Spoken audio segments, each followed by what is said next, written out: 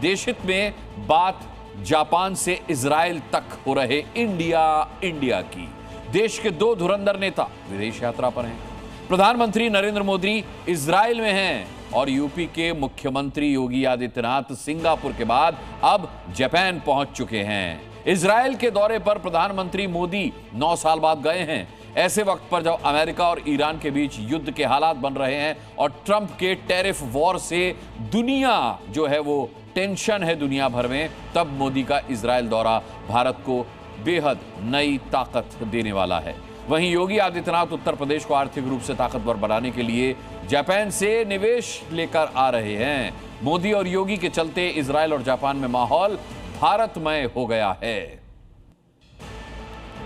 9 साल बाद प्रधानमंत्री नरेंद्र मोदी इजराइल पहुंचे हैं। ऐसे वक्त में जब इजराइल अमेरिका बनाम ईरान चल रहा है, युद्ध के हालात बन रहे हैं, ऐसे वक्त में पीएम मोदी का इजराइल दौरा इंटरनेशनल डिप्लोमेसी के लिहाज से बेहद खास हो जाता है, बेहद महत्वपूर्ण हो जाता है। प्रधानमंत्री मोदी का इजराइल दौरा दोनों देशों के रिश्तों को एक नई दिशा देने वाला है। इसे समझना आपके लिए बहुत जरूरी है।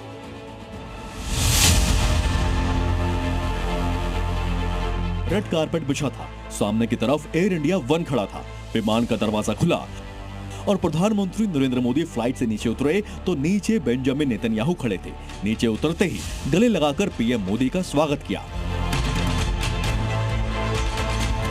प्रधानमंत्री नरेंद्र मोदी को लेने खुद उनके फ्रेंड नेतन्याहू एयरपोर्ट पहुंचे थे।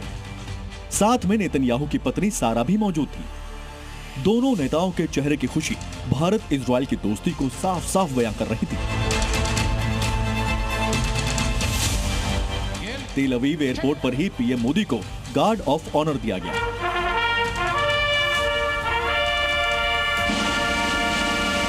1.5 घंटे प्रधानमंत्री 4:30 बजे से 6 बजे तक, यानी इजरायली वक्त के मुताबिक 4:30 बजे से 6 बजे तक रहेंगे इजरायली संसद में, जहां पर ना सिर्फ उनका संबोधन होगा बल्कि जो इजराइल के अलग अलग पार्लियामेंट्रियन हैं, अलग अलग लीडर्स हैं, उनसे प्रधानमंत्री की मुलाकात होगी। और इसके बाद जो है बेंजामिन नेतन्याहू ने एक डिनर का आयोजन किया है प्रधानमंत्री नरेंद्र मोदी के सम्मान में, तो उस डिनर में शामिल होंगे। प्रधानमंत्री मोदी 2017 के बाद दूसरी बार इजराइल के दौरे पर आए हैं। 9 साल बाद उनका इजराइल दौरा सामरिक ताकत, वैश्विक कूटनीति और दोनों देशों के बीच रिश्तों को नए सिरे से लिखने जा रहा है। रेड कारपेट वेलकम के बाद तेल अवीव में मोदी और नेतन्याहू के बीच एक छोटी सी द्विपक्षीय मुलाकात हुई। दोनों नेताओं के बीच यहां भी गर्मजोशी देखने को मिली। इजराइल भारत का टाइम टेस्टेड फ्रेंड है। सुख हो या दुख, इजराइल ने भारत का हमेशा साथ दिया है। प्रधानमंत्री मोदी की इजराइल यात्रा के दौरान दोनों देशों के बीच स्ट्रेटेजिक पार्टनरशिप की नई हिस्ट्री लिखी जाएगी। यह है इजराइल का आयरन डोम, जिसे दुनिया के सबसे शानदार एयर डिफेंस सिस्टम में से एक माना जाता है। ईरान और हमास के मिसाइल हमलों को आयरन डोम ने कई बार फेल किया है और तेल अवीव को सुरक्षित किया है। संभावना है कि भारत और इजराइल के बीच आयरन डोम को लेकर समझौता हो जाए। आयरन डोम खरीद के साथ साथ टेक्नोलॉजी ट्रांसफर पर समझौता हो सकता है, मतलब आयरन डोम भारत में ही बनेगा। संभावना है कि air defence system iron beam को लेकर भी समझौता हो। ये लेजर बेस्ड एयर डिफेंस तकनीक आसमान में दुश्मन के ड्रोन को जलाने में सक्षम है। इनके अलावा भी और इजराइल के घातक हथियारों को लेकर समझौता हो सकता है, जिसमें spice 1000 precision guided bomb, rampage supersonic air to ground missile, Barak 8 air defence missile की डील संभव है। इजराइल से लाइट मशीन गन की डिलीवरी पर बात हो सकती है। प्रधानमंत्री मोदी की इजराइल की यात्रा के दौरान इजराइल भी भारत के रंग में रंग गया है। इजराइल की यह महिला भारत से इतना प्रभावित है कि उन्होंने अपना नाम किरण रख लिया है और बड़े ही सम्मान के साथ वंदे मातरम भी गाती हैं। वंदे मातरम, वंदे मातरम, सुजलाम सुफलाम मलयज शीतलाम। प्रधानमंत्री नरेंद्र मोदी का इजराइल दौरा ऐसे वक्त हो रहा है जब दुनिया ट्रंप टैरिफ से परेशान है। अमेरिका और ईरान के बीच युद्ध के हालात बन रहे हैं। इसमें इजराइल भी एक पक्ष है। ऐसे में मोदी की इजराइल यात्रा वर्ल्ड ऑर्डर में भारत की भूमिका को नए सिरे से लिखने जा रही है, ये तय है। इजराइल से ब्रह्म प्रकाश दुबे के साथ ब्यूरो रिपोर्ट, जी मीडिया।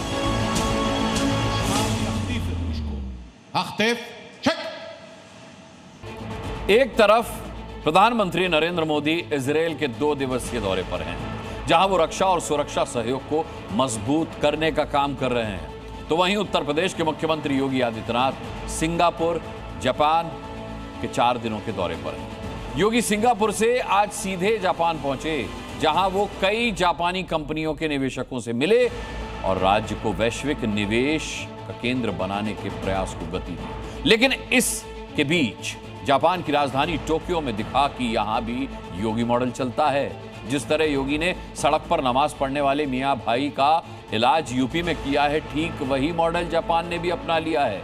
यकीन नहीं होता तो देखिए।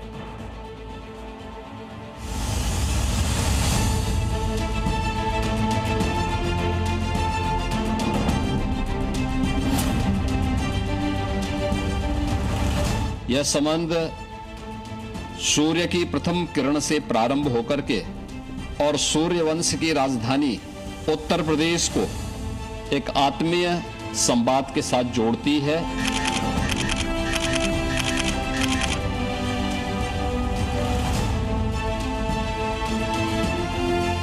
सीएम योगी के जो दिशा निर्देश हैं कि उत्तर प्रदेश में वहाँ पर सड़कों पर नमाज नहीं पढ़ी जाएगी, वही नियम जो है अब यहाँ की जो सरकार है उसको फॉलो कर रही है। जापान की धरा पर भगवाधारी योगी। हम अपने कर्तव्यों का पालन करें, यही हमारा धर्म है। जापान में योगी का तिलक लगाकर स्वागत। नमः पार्वती पतिये हर हर। जापान में योगी के नए उत्तर प्रदेश की गूंज। मैं आप सभी इंडस्ट्री लीडर का आह्वान करूंगा, उत्तर प्रदेश के अंदर आप लोग अपना निवेश करें। बेशक उत्तर प्रदेश के मुख्यमंत्री योगी आदित्यनाथ पहली बार जापान के दौरे पर हैं, लेकिन उनके मॉडल की छाप वहां पहले से ही मौजूद है। योगी उत्तर प्रदेश को वैश्विक निवेश का केंद्र बनाने की दिशा में कदम बढ़ा रहे हैं। उत्तर प्रदेश के अंदर हम लोगों ने जो एक तंत्र विकसित किया है, उस माहौल का लाभ लेने के लिए मैं आज आप सभी को वहां पर आमंत्रित करता हूं। जापान में योगी के पहले दिन की झलक आपको दिखाएं, उससे पहले देखिए कि जापान में भी योगी मॉडल चलता है। आपकी टीवी स्क्रीन पर यह टोक्यो की सबसे बड़ी मस्जिद है।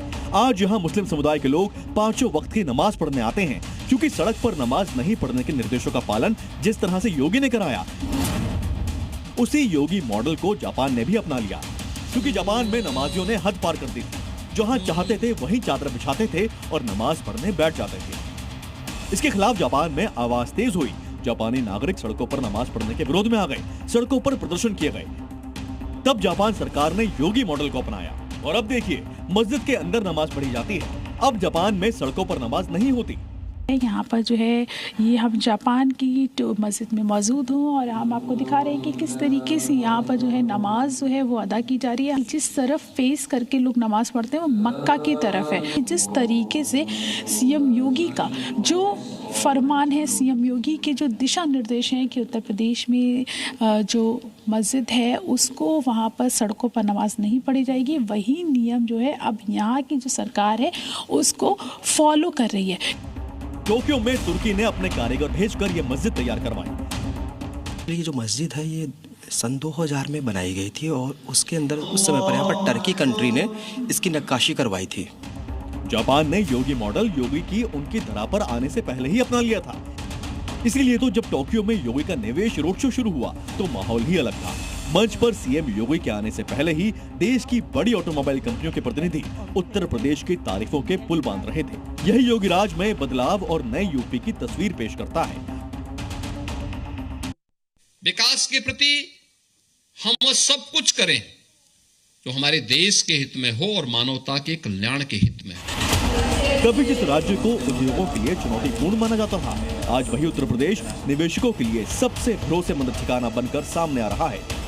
यही कारण है कि योगी आदित्यनाथ के जापान दौरे के पहले ही दिन औद्योगिक निवेश के क्षेत्र में बड़ी सफलता मिली। कई जापानी कंपनियों के साथ लगभग 11,000 करोड़ रुपए के करार किए गए। इन करारों से कृषि यंत्र निर्माण, औद्योगिक मशीन निर्माण, एडवांस इलेक्ट्रॉनिक उपकरण जैसे क्षेत्रों में निवेश को बढ़ावा मिलेगा। योगी टोक्यो नगायो के बीच चलने वाली जापानी मैग्लेव ट्रेन से 100 किलोमीटर की यात्रा करेंगे। ये ट्रेन चुंबकीय शक्ति से हवा में तैरते हुए 600 किलोमीटर प्रति घंटा की रफ्तार से चलती है। इस यात्रा का उद्देश्य उत्तर प्रदेश में एडवांस मेट्रो और हाई स्पीड कनेक्टिविटी को बढ़ावा देना है। इस समय हम मौजूद हैं जापान मेट्रो में। ये कोई मामूली मेट्रो नहीं, ये वो मेट्रो है जो कि हवा से बातें करते हुए चलती है। 100 किलोमीटर प्रति घंटे की रफ्तार से मेट्रो की रफ्तार होती है और यही अत्याधुनिक जो मेट्रो है वो जल्द ही अपने यूपी और उत्तर प्रदेश में भी दौड़ेगी। योगी जापान और सिंगापुर से उत्तर प्रदेश वासियों के लिए विकास अवसर कई बड़े प्रोजेक्ट ला रहे हैं, लेकिन यहां देश में कुछ कट्टरपंथी हैं कि अपनी हरकतों से बाज नहीं आ रहे, हिंदुओं को टारगेट करने के अलग अलग तरीके अपना रहे हैं। अब की बार तो कट्टरपंथी जमात ने एक हिंदू बारात पर पत्थरों की बरसात कर दी और सबसे हैरान करने वाली बात यह कि पत्थरबाजी मस्जिद से खुलेआम की गई। पूरी रिपोर्ट देख लीजिए।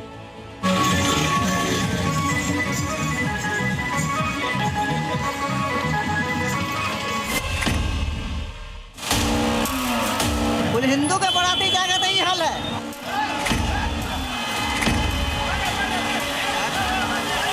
दौड़ेबाजी बोलो, झूठ मतलब किया, मारा पीटी किया। ये मस्जिद से कम 50-60 लोग निकल कर गए। बारात में पथराव नहीं किया गया, बारात को रोका गया कि डीजे कम बजाया जाए, नमाज चल रहा है। रमजान के महीने में कट्टरपंथी गैंग ने पत्थरबाजी का नया मॉडल अपना लिया है।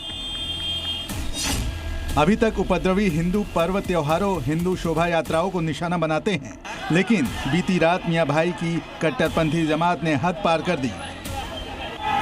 मस्जिद के आगे से गुजर रही हिंदू की बारात पर कट्टरपंथियों ने हमला बोल दिया। पहले डीजे बंद करवाया, फिर धमकाने लगे, गाना बंद कर दीजिए, मस्जिद के पास गाना नहीं बजाइएगा। देखते ही देखते तोड़ फोड़ शुरू कर दी, धक्का मुक्की पर उतारू हो गए। इसके बाद की तस्वीरों से हर हिंदू सहमा है।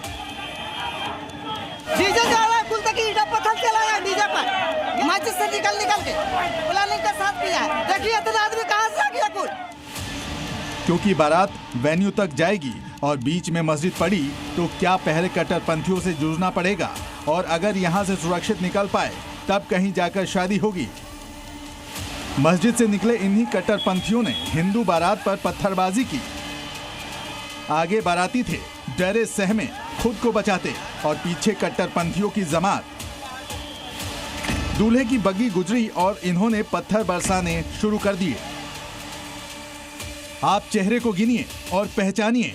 1 2 3 4 5 6 7, न जाने कितने। अब इनके हाथों में पत्थर को गिनिए और टूटे शीशों की आवाज सुनिए। डर से दुकानों के शटर गिराते इन लोगों के खौफजदा चेहरे को देखिए। खिड़की के टूटे शीशे, सड़क पर बिखरा कांच, ईंटों के टुकड़े, ये कट्टरपंथियों की हरकत के सबूत पेश कर रही है। ये वही ईंट पत्थर हैं जिनका इस्तेमाल कट्टरपंथियों ने हिंदुओं पर हमले के लिए किया। हम लोग मुगल पाम मस्जिद के पास आया बाराती को लेकर, तो पता नहीं मुस्लिम समुदाय के लोग, उपद्रवी लोग मेरे मंझले भाई रोहित भैया को मारने लगे, और मेरे साथ जो भाभी, मम्मी, चाची, महिला लोग को भी बहुत बुरी तरह से मारने पीटने लगे। करीबन 1 घंटे तक बिहार के नालंदा में ये नफरती इसी तरह हिंदुओं को निशाना बनाते रहे।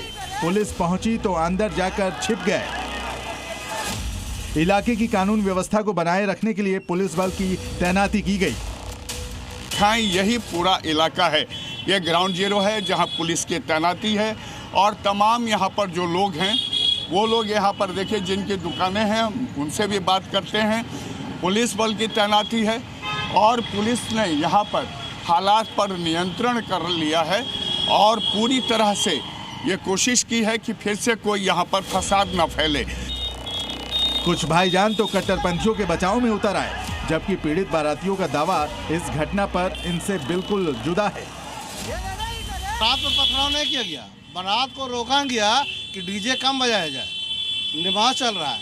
उसमें कुछ लोग थे जो बिगड़ के गाली गुप्ता कर दिया। गाली गुप्ता किया तो लड़का लोग बोला नहीं शांति शांति नमाज पढ़ रहे हैं। आप लोग रोज बाजा बजाते हैं, आप रोज हल्ला करते हैं, हम एक रोज बारात लेके क्यों नहीं जाए? लेकिन इस बीच सवाल ये उठता है कि अगर ये मियाँ भाई मस्जिद में नमाज पढ़ रहे थे तो इतने पत्थर आए कहां से? इसका जवाब भी मोहल्ले के ही भाईजान ने खुद ब खुद दे दिया और कट्टरपंथियों को जाने अनजाने ही सही लेकिन एक्सपोज करके रख दिया। यहाँ पर जो थे वो भी बाहर के थे, मोहल्ला के कोई नहीं थे, न बोली पर के थे न हम लोग की तरफ से थे।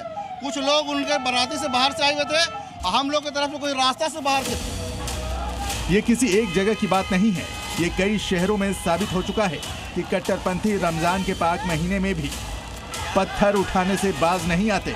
प्रशांत झा, जी मीडिया, नालंदा। 10 दिन बाद होली है और होली से पहले अपराध दहन का पूरा प्लान तैयार हो गया है। इसके लिए योगी फोर्स ने अपने लंगड़ा मॉडल को भी अपग्रेड कर दिया है। अब अपग्रेड लंगड़ा मॉडल क्या है, इस मॉडल में योगी फोर्स क्या करती है, योगी फोर्स के इस अपग्रेडेड मॉडल ने अपराधियों में कितना खौफ भर दिया है, इसे जानने के लिए आपको ये रिपोर्ट देखनी चाहिए।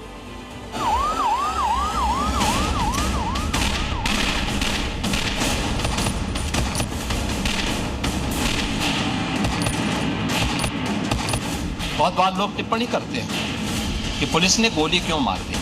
अगर पुलिस गोली ना मारी तो क्या पुलिस गोली खाए?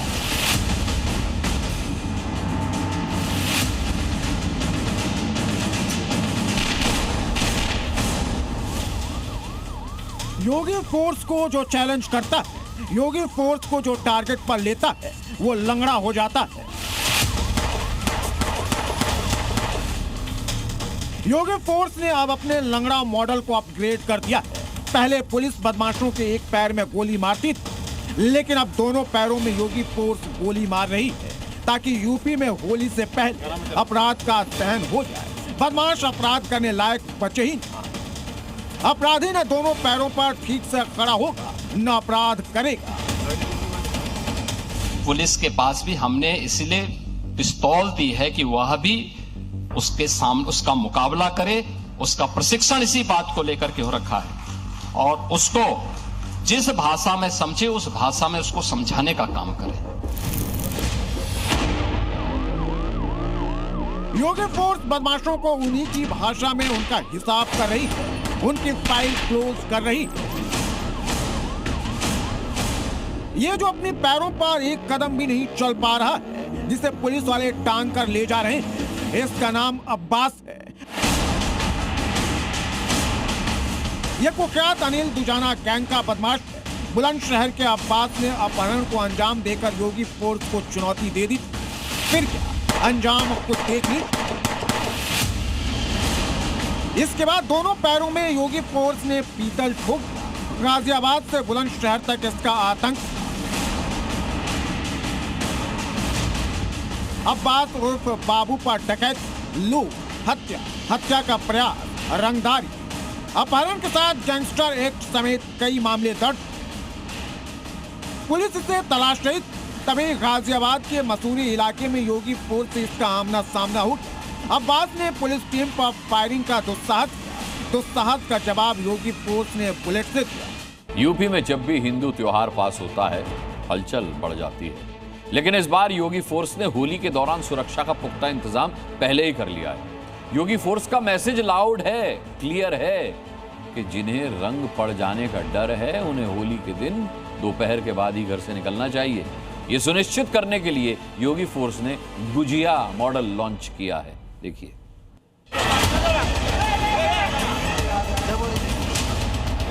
जो बारात पर पत्थर चलाते थे, जो कट्टरपंथी धर्म देखकर पत्थर चलाते हैं, उनके लिए योगी फोर्स ने गुजिया मॉडल लॉन्च किया है। शाम को आप लोग रोजा खोलते हैं और शाम को ये लोग गुजिया खिलाते हैं, तो गुजिया से ही रोजा खुल जाएगा इस बार तो। योगी फोर्स के अफसर ने सलाह दी है कि होली के दिन भाईजान हिंदुओं की गुजिया से अपना रोजा खोलें। ये मॉडल उनके लिए है जिन्हें कांवड़ियों पर बरसाए फूल में धर्म दिखता है, जिन्हें कांवड़ पथ पर तिरपाल से ढक दिए मीट मांस की दुकानों से मजहबी खतरा महसूस होता है। अब सवाल है कि क्या भाईजान गुजिया के साथ रोजा खोलने के लिए तैयार होंगे? फैसला सुनिए। ये बहुत अच्छा मैसेज है, देश के लिए अच्छा मैसेज, समाज के लिए अच्छा मैसेज है, आपसी भाईचारे के लिए है। ये एकताई के लिए मैसेज है। तो क्या आप लोग होली के दिन गुजिया से अपना जी रोजा बिल्कुल खोलेंगे। अगर एडिशनल साहब ने कहा है, एकता बढ़ाने के लिए कहा है, समाज को एक धागे में बांधने के, तो हम लोग गुजिया से रोजा खोलेंगे। होली की मस्ती और रंग से सराबोर होने की तारीख आज से ठीक 7 दिन बाद है। यूपी में हुड़दंग से भरपूर इस त्योहार में रंग और भंग के बीच कोई खलल डालने का खेल न खेल सके, लिहाजा योगी फोर्स अभी से चौकन्ना है। जो होली न खेले वो घर से ही न निकले, क्योंकि होली मस्ती का त्योहार है। वो नहीं देखता कौन हिंदू है, कौन मुसलमान है, कौन ईसाई है, कौन सिख है, ये कुछ नहीं देखता। बस वो देखता है होली है, हमारा भाई है, हम इसके ऊपर रंग डालेंगे। होली पर सांप्रदायिक तनाव न हो, होली पर हिंदू मुसलमान न हो, हिंदू त्योहारों पर जिसकी आशंका होती है, जिसे लेकर योगी आदित्यनाथ आगाह करते रहे हैं। जब भी कोई हिंदू पर्व और त्योहार आता है, उनको गर्मी आने लगती है और उनकी गर्मी को शांत करने के लिए हमें डेंटिंग पेंटिंग का सहारा लेना पड़ता है। योगी राज में बीमारी के मुताबिक दवा मौजूद है, जो जिस भाषा में समझे, योगी फोर्स को उसी भाषा में जवाब देने की पूरी छूट है। इसीलिए गोंडा के अपर पुलिस अधीक्षक होली के पहले ये डूज और डोंट्स क्लियर कर रहे हैं। जिसको होली न खेलना हो, जिसको रंग से परहेज हो, जो न वो घर से न निकले, घर ही में रहे, क्योंकि मस्ती का त्योहार है। इस मस्ती के त्योहार में कुछ लोग हैप्पी मूड में भी आ जाते हैं। जब हैप्पी मूड में आ जाते हैं तो उनको समझाना उमझाना संभव नहीं। पिछले साल भी रमजान के दौरान ही होली पड़ी थी, तब संभल में योगी फोर्स के धुरंधर पुलिस अफसर ने भी ऐसा ही मशवरा भाईजान को दिया था। जुम्मा साल में 52 बार आता है, होली साल में 1 बार आती है। तो मुस्लिम समुदाय के लोगों को यदि किसी को लगता है भाई आपको होली के रंग से आपका धर्म भ्रष्ट हो जाएगा या जो भी है, तो वो उस दिन ना निकले, घर से ना निकले। हालांकि जो मान गए वो ठीक, जो कानून तोड़ेंगे उनके लिए योगी फोर्स ने उचित उपचार के लिए ऐसा प्लान बनाया है कि माहौल खराब करने वालों की रूह कांप जाएगी, जिसका ट्रेलर गोंडा के पुलिस अफसर ने दिखा दिया है। तो उन्होंने एक समाज में जो अच्छा संदेश है उन्होंने देने का काम किया है कि अगर भाई किसी गुजिया से अगर रोजा कोई खोलना चाहता है, कोई उस पर आपत्ति नहीं किया है या कोई दबाव डाल के नहीं कहा, कि सामाजिक सद्भाव के लिए उन्होंने कहा है। मुझे नहीं लगता है कि वो कोई गलत बयान है। हिंदुओं की होली और मुसलमानों का रमजान, मतलब सबको अपना अपना त्योहार मनाना है, पर कानून व्यवस्था तो योगी फोर्स को ही संभाली है ना, तो फिर पुलिस की नेक सलाह पर हंगामा क्यों? अगर हमें अगर जैसे हमें होली कोई इनकार नहीं है तो हमें कोई परेशानी नहीं है, अगर हमें परेशानी है तो हम अंदर रहें, सही तो है। कई मुसलमान बात तो भाईचारे की कर रहे हैं, पर जब वही भाईचारा निभाने की अपील योगी फोर्स ने की तो हंगामा खड़ा कर दिया जाता है। गोंडा के अपर पुलिस अधीक्षक का संदेश बहुत साफ है। जो होली न खेले वो घर से ही न निकले, क्योंकि होली मस्ती का त्योहार है। वो नहीं देखता कौन हिंदू है, कौन मुसलमान है, कौन ईसाई है, कौन सिख है, ये कुछ नहीं देखता। बस वो देखता है होली है, हमारा भाई है, हम इसके ऊपर रंग डालेंगे। मौलाना को एएमयू में रमजान और इफ्तार से दिक्कत नहीं होती, लेकिन होली से बड़ी समस्या होती है। कांवड़ियों पर फूल बरसते हैं तो उन्हें जलन होती है, लिहाजा होली पर पाबंदी वाली पुलिस की अपील भी कुछ लोगों को रास नहीं आने वाली। ब्यूरो रिपोर्ट, जी मीडिया। क्या ओवैसी के गढ़ में हिंदुओं को भगाने की कोई बड़ी साजिश चल रही है? ये सवाल उठाने के पीछे हैदराबाद में मौजूद 400 साल पुराने हनुमान मंदिर में तोड़फोड़ मचाने वाली घटना है। यहाँ कट्टरपंथी आते हैं, मंदिर में हनुमान जी की प्रतिमा को खंडित करने का प्रयास करते हैं और बेखौफ होकर लौट भी जाते हैं। ऐसे में ये सवाल उठाना लाजमी है कि ओवैसी के गढ़ का औरंगजेब कौन है?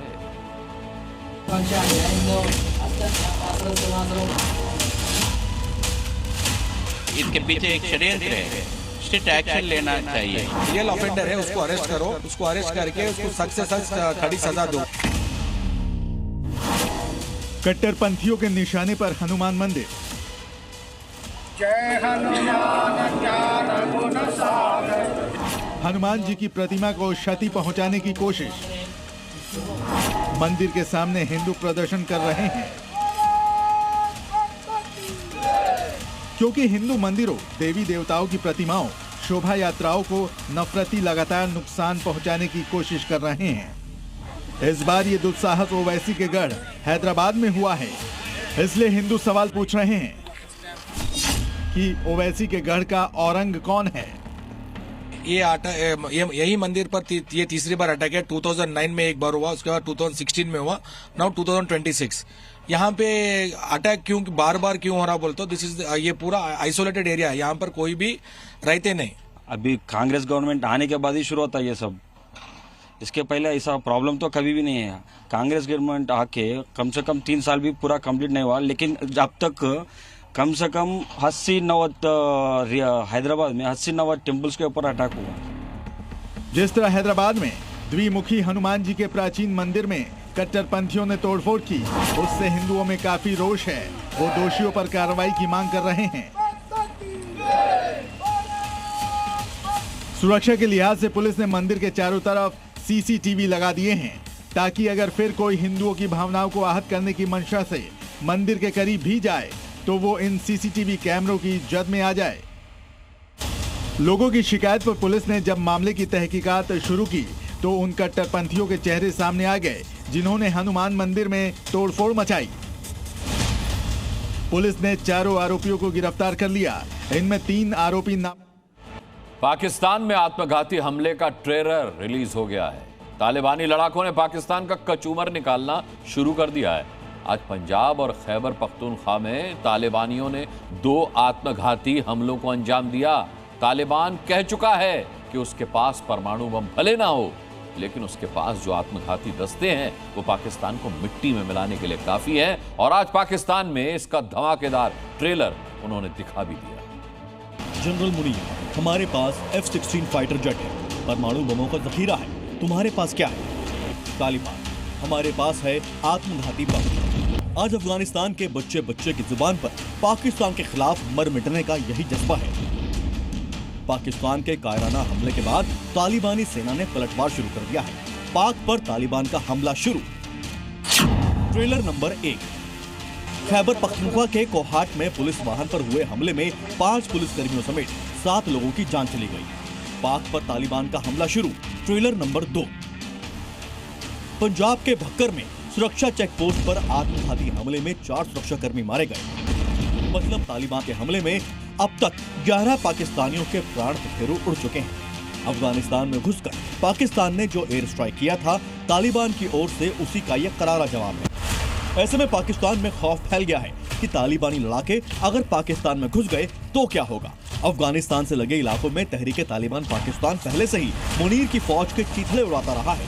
मुनीर की आर्मी पतलून उतारकर भागती फिर रही है। पाकिस्तान को तालिबान के पलटवार की पहले से ही आशंका थी। यही वजह है कि पाकिस्तान के प्रधानमंत्री शहबाज शरीफ को कतर भेजा है। कतर में तालिबान का राजनीतिक कार्यालय है। इससे पहले कतर ने ही तालिबान और पाकिस्तान के बीच मध्यस्थता करवाई थी और सीज फायर हुआ था। अब पाकिस्तान चाहता है कि तालिबानी सेना पलटवार ना करे और कतर काबुल को हमला करने से रोके। यही नहीं, पाकिस्तानी सेना को यह भी शक है कि कतर पर्दे के पीछे से टीटीपी को सपोर्ट कर रहा है। जब से पाकिस्तान ने सऊदी अरब के साथ रक्षा समझौता किया है, तब से कतर और यूएई उससे दूरी बना रहे हैं। अब कतर के साथ रिश्ते को पटरी पर लाने और तालिबान के खिलाफ मदद मांगने के लिए शहबाज शरीफ दोहा पहुंचे हैं। अफगानिस्तान पर हवाई हमले के पीछे पाकिस्तान की दलील है कि उसने पाकिस्तान के खिलाफ चरमपंथियों पर हमला किया है, जिसमें 80 लड़ाके मारे गए हैं। तालिबान का कहना है कि पाकिस्तानी हमले में 23 निर्दोष लोगों की जानें गई हैं। एक ही परिवार के 17 लोगों की मौत हुई है। तालिबान पाकिस्तान के बीच तनाव इस वक्त चरम पर है। बदला लेने के लिए तालिबानियों का खून खौल रहा है। पाकिस्तान ने तालिबान के खिलाफ एयर स्ट्राइक पहली बार नहीं किया है। अक्टूबर 2025 में अफगानिस्तान के सीमा से सटे इलाकों के साथ ही काबुल में हवाई हमला कर दिया था। इसके बाद अफगान बलों ने सीमा पार घुसकर पाकिस्तानी चौकियों पर हमला बोला। करीब 1 सप्ताह तक चले सैनिक टकराव में दोनों तरफ से सैकड़ों लोग मारे गए। इसके बाद तुर्की और कतर की कोशिशों से युद्ध विराम हो सका। अब एक बार फिर तनाव उसी दिशा में जाता हुआ दिख रहा है। मतलब मुल्ला मुनीर की कतर वाली चाल भी फेल समझिए। और अब बारी है तालिबानी लड़ाकों की, जिन्होंने मुल्ला मुनीर की फौज को करारा जवाब देना शुरू कर दिया है। रिपोर्ट जी मीडिया। ट्रंप ने ऑपरेशन सिंदूर के दौरान सीज फायर के लिए मध्यस्थता की बात एक बार फिर दोहराई। कोई नई बात नहीं। नई बात यह है कि उन्होंने खुलासा किया है कि अगर वो मध्यस्थता नहीं करते, अगर वो ये युद्ध नहीं रुकवाते, तो शहबाज शरीफ मारे जाते। शहबाज और मुनीर ने ऑपरेशन सिंदूर के नाम पर जो चूरन पाकिस्तानियों को बेचा था, चटाया था, अब उसकी कलई वॉशिंगटन में खुल गई है और उनके झूठ का पर्दाफाश किसी और ने नहीं बल्कि उनके गॉडफादर ट्रंप ने ही कर दिया है। अगर सीज फायर नहीं होता तो पाकिस्तान के प्रधानमंत्री आज इस दुनिया में जिंदा नहीं होते। ऑपरेशन सिंदूर में क्या हुआ था? ऑपरेशन सिंदूर के दौरान हिंदुस्तान ने पाकिस्तान को कैसे पीटा था? अगर सीज फायर नहीं होता तो हिंदुस्तान क्या करने वाला था? ट्रंप ने सच बता दिया। ट्रंप के इस खुलासे के बाद से ही पाकिस्तानी खून के आंसू रो रहे हैं। मुल्ला मुनीर और शहबाज को गालियां दे रहे हैं, पाकिस्तानियों से झूठ बोलने का आरोप लगा रहे हैं।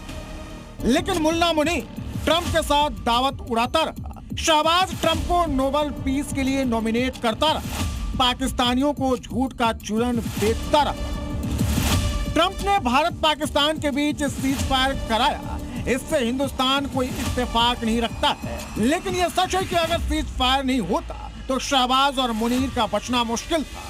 एक तरफ मस्जिद में भाईजान आपस में भिड़े हैं तो वहीं देश के 2 सूबों में नमाज पर बवाल मचा है। उत्तराखंड से लेकर महाराष्ट्र तक सार्वजनिक और सरकारी दफ्तर में नमाज पढ़ने पर विवाद बढ़ गया है। कहीं निजी जमीन पर नमाज पढ़ने पर मुस्लिम शख्स की पिटाई कर दी गई तो कहीं दफ्तर में नमाज पर एफआईआर की मांग हो रही है। इस पूरे मामले पर अब सियासत भी शुरू हो गई है। ये रिपोर्ट देखिए।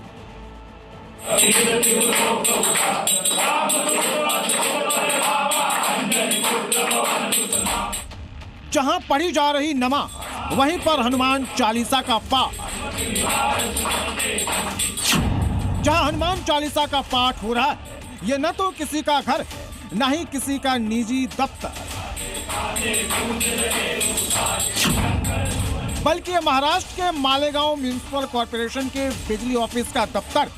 यहीं पर पिछले दिनों भाईजान ने ग्रुप में नमाज पढ़ी। नमाज पढ़ने के बाद रोजा भी यहीं खोला था। नमाज पढ़ने के बाद भाईजान ने बाकायदा इसका वीडियो भी सोशल मीडिया पर वायरल किया था। सरकारी दफ्तर में नमाज पढ़ने का वीडियो जैसे ही वायरल हुआ, हिंदू संगठन के कार्यकर्ता भड़क गए और बिजली दफ्तर पर छापा मार दिया। हिंदू संगठन के कार्यकर्ताओं ने करीब आधे घंटे तक हनुमान चालीसा का पाठ किया।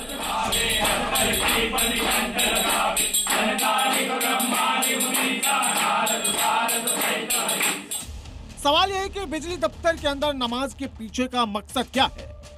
आज भाईजान ने नमाज पढ़ी, कल वक्फ की जमीन का दावा ठोकेंगे।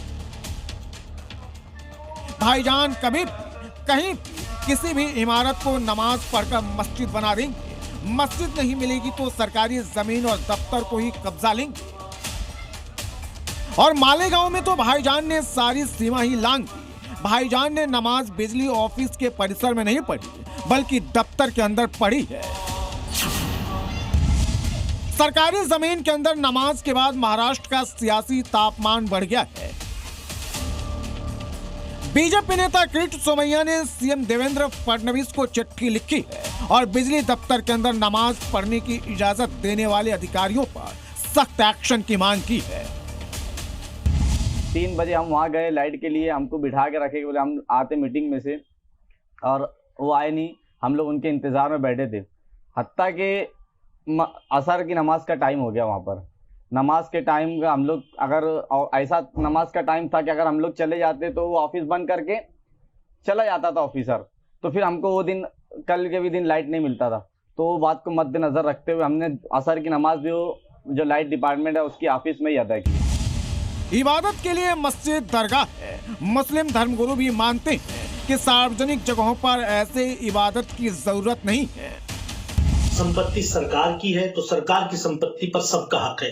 जैसा कि हम देखते हैं हर पुलिस स्टेशन पर मंदिर बना हुआ है। हम देखते हैं हर हॉस्पिटल में, जो सरकारी हॉस्पिटल्स हैं उनके अंदर मंदिर बने हुए हैं। तो वहां जब पूजा की जा सकती है, हर नगर निगम के अंदर मंदिर बना हुआ है, जब ये धार्मिक स्थल हो सकते हैं तो मैं समझता हूँ कि नमाज पढ़ने की इजाजत भी होनी चाहिए।